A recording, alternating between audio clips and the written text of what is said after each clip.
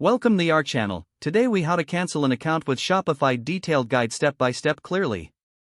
To cancel your Shopify account, begin by logging into your Shopify admin panel. Navigate to the settings option located at the bottom left corner of the screen. Click on the plan section within the settings menu. Scroll down to the bottom of the plan page.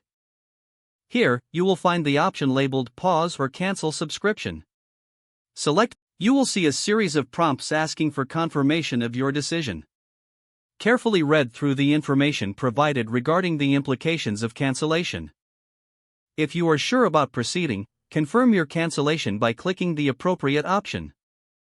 Shopify may ask for feedback on why you are canceling. Provide your feedback if desired. Once you confirm the cancellation, your account will be set to cancel at the end of your billing cycle.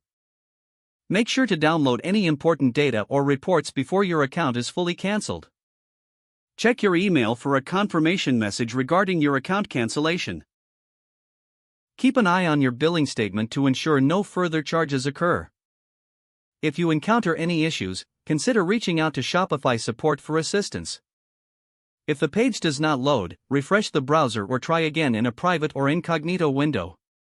Make sure you are using the correct email address, then retype it carefully to avoid small typos. If your password is not accepted, use the reset option and create a new strong password you can remember.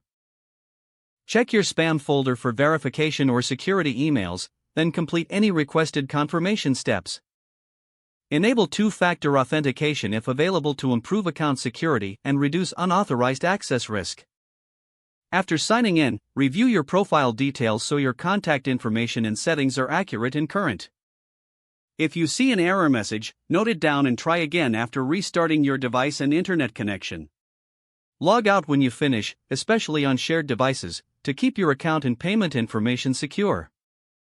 If the page does not load, refresh the browser or try again in a private or incognito window.